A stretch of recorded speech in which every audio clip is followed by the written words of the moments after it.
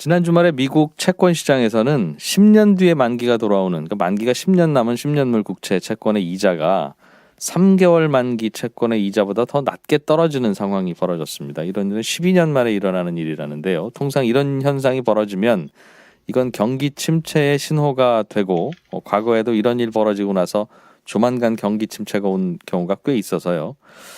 그래서 이 부분을 어떻게 해석해야 되는지, 이런 일이 왜 일어나는지 등등 궁금할 수밖에 없었겠습니다. 오늘은 그래서 IBK 연금보험의 박종현 박사를 연결해서 이 문제 좀 들어보죠. 금리는 경제를 알고 있다라는 책을 최근에 내신 분이기도 합니다. 안녕하십니까? 네, 안녕하세요. 이게 원래 장기 금리가, 즉 만기가 긴 채권의 금리가 만기가 짧은 것보다는 높은 게 일반적이죠. 그렇습니까? 그렇죠. 그건- 아무래도 이제 예.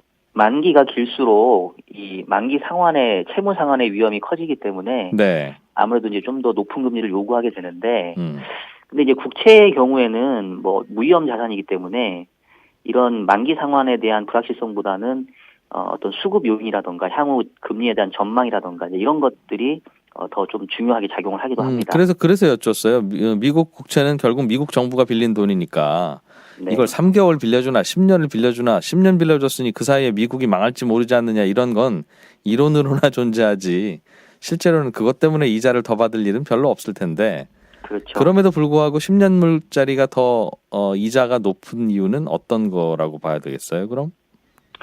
뭐 기본적으로 채무 상환에 대한 불확실성이 뭐 없진 않은 부분도 있고, 또 이제 예. 인플레이션 부분들을 좀 감안할 수도 있겠죠. 만기에 돈을 찾는 기간이 이제 길어지면 길어질수록 예. 그 기간 동안 인플레이션이 발생하면 또 구매력이 훼손될 수 있기 때문에 뭐 그런 부분도 장기 금리가 단기 금리보다는 일반적인 상황에서는 조금 높게 형성되는 이유 중에 하나가 될 것 같아요. 그 말은 지금이야 경기가 안 좋아도 10년 후 정도로 바라보면 지금보다 경기도 높고 경기도 좋고 물가도 많이 오를 것이다라는 생각을 시장 참여자들이 일반적으로 한다, 그런 뜻인가요? 그렇죠. 정상적인 환경에서는. 일반적으로는 그래서 2년짜리 채권보다는 10년짜리 채권의 금리가 연금리가 높을 텐데, 네. 지난 주말에 10년물 국채의 금리와 3개월물 국채의 금리가 비교해 보니까 3개월물 국채가 오히려 금리가 높다는 상황이 발생했다고 해요. 네. 그거는 왜 그렇게 생겼습니까, 그럼? 뭐 이제 여러 가지 이유가 있겠는데, 가장 큰 요인은 앞서 얘기했던 것처럼 이 국채라고 하는 거는 사실상 이제 무위험 자산이기 때문에 채무 상환에 대한 불확실성보다는 향후 경기에 대한 전망이 이제 더 중요하게 작용을 하는데요. 예. 예를 들면 이제 두 가지 경우가 있을 수 있겠죠. 2년 동안 투자를 하는데 한 번은 내가 1년 투자하고 1년 뒤에 또 1년을 투자하는, 즉 1년씩 끊어서 투자하는 경우가 있을 수 있겠고, 네. 또 하나는 그냥 2년을 한꺼번에 통으로 투자하는 경우가 있을 수 있겠죠. 음.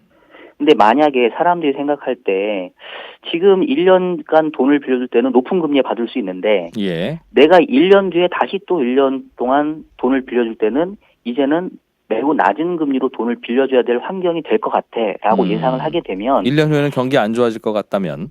그렇죠. 그럼 예. 차라리 처음부터 2년짜리 금리로 조금 길게 투자를 하는, 길게 돈을 빌려주는 게 낫다라는 판단을 할 수가 있죠. 예. 그래서 결국은 1년 뒤에 1년짜리 금리가 매우 많이 떨어질 거다라는 생각이 들게 되면, 극단적으로 되게 되면 지금 당장 1년 동안 돈을 빌려주는 금리보다 2년 2년 동안 빌려주는 금리가 더 낮아질 수도 있다라는 거죠.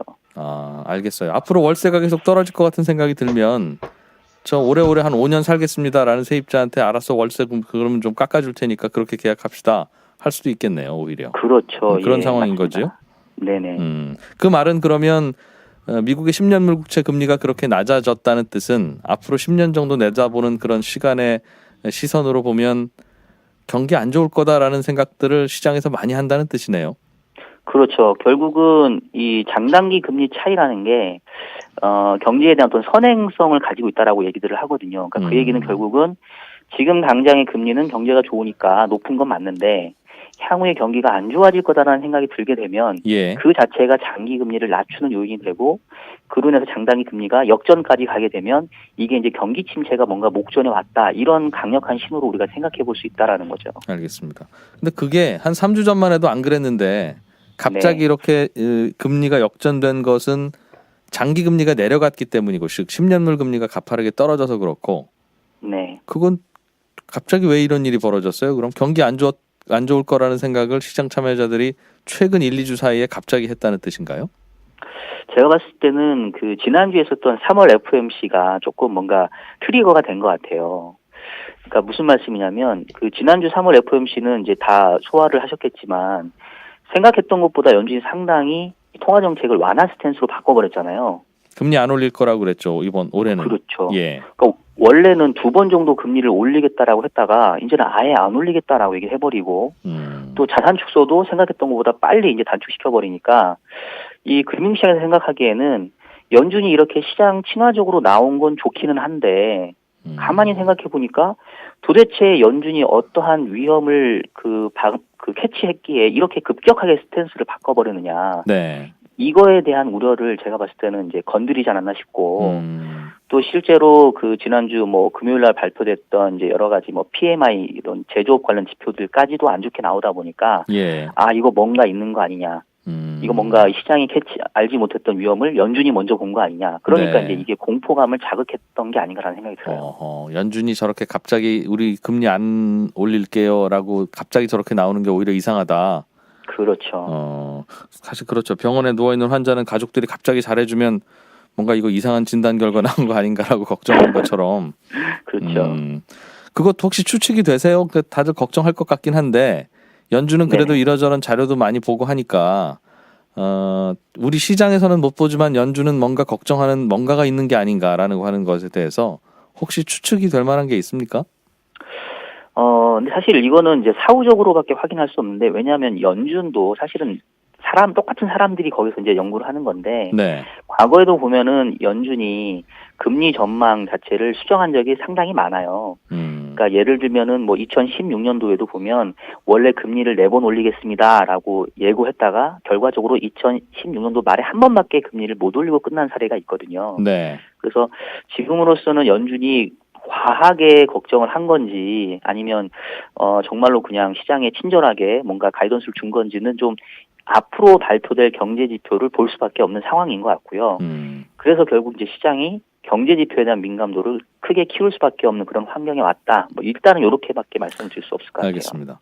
이 오늘 말씀드린 질문의 사실은 시작은 미국의 10년물 장기 금리가 두세 달짜리 짧은 금리보다 오히려 더 내려갔다는 거가 이게 위험한 신호 아니냐는 그런 걱정인데요. 과거에도 이런 현상이 있었던 적이 한두 번 있었죠. 많이 있었죠.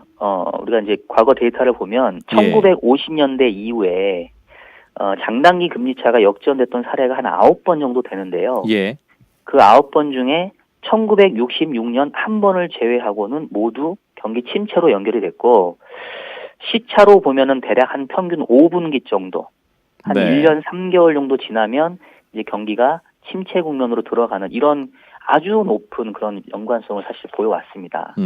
이론적으로는 시장에서 뭔가 착각해서 그랬을 수도 있고 연준이 뭘 잘못 발표해서 그랬을 수도 있고 다양한 원인은 있어서 장기 금리와 단기 금리가 역전됐다고 해서 그게 경기 나빠지는 반드시 인과관계가 있는 건 아닌데 네네. 과거의 경험으로 보면 이상하게 이런 일 발생하고 나면 꼭 경기 침체가 말씀하신 대로 1년 반 안팎의 기간 후에 오더라는 거죠.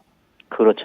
그러니까 결국 지속성이 중요해요. 지금 이제 한 번 뭐 역전된 건데 이게 하루 이틀 이랬다가 다시 뭐 제자리로 돌아간다면 문제가 없을 텐데 네. 이런 역전 현상이 지속이 되고 장기화되면 그 후로 한 1년 정도 지나면 이제 경기 둔화가 실제로 오더라라는 거죠. 예.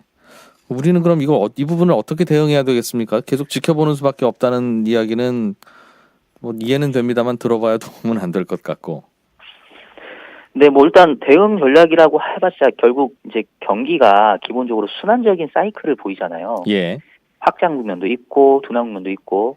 근데 이제 큰 그림상에서 보면 2008년도 금융위기를 거친 이후에 경기가 급격하게 침체됐다가 그 뒤에 이제 여러 가지 정책적인 지원에 힘입어서 경기가 사실은 지난 몇 년 동안 계속 호황기를 보였던 거거든요. 우리가 체감을 못했지만. 예. 근데 이제 바야흐로 경기의 확장 국면이 이제는 끝나고 둔화 사이클로 진입하는 이제 초입에 와 있기 때문에 그런 것들을 우리가 현실적으로 받아들이고 경기 둔화기에 적절한 뭐 대응 전략들, 사업 계획들, 보수적인 투자들 이런 것들을 이제 해 나가면서 다시 사이클이 좋아지는 때를 이제 기다리는 뭐 이거 말고는 사실 크게 할 건 없죠. 알겠습니다. 경기 안 좋아지는 내리막길로 들어섰다는 걸 인정하는 게 필요하다 이 말이군요. 그렇죠. 알겠어요. 뭐 다양하게 글로벌 자금들이 그런 식으로 그럼 근거를 가지고 움직이겠네요. 주식시장도 그렇죠. 그렇고. 예. 근데 이제 금융시장은 조금 다를 수도 있는 게 사실은 뭐 특히 우리가 금융시장 하면 가장 많이 우리에게 또 그 체감적으로 느끼는 게 주식시장인데 주식은 또 경기에만 움직이는 게 아니라 또 이런 그 통화 정책이나 유동성에도 또 반응하기 가능하니까요. 또 만약에 나빠지면 또 뭐 오르기도 하죠. 그렇죠. 알겠습니다. 박사님 다음번에 이어서 인터뷰 드리겠습니다. 고맙습니다. 네, 감사합니다. 예, 손에 잡히는 경제는 내일 찾아뵙죠. 고맙습니다.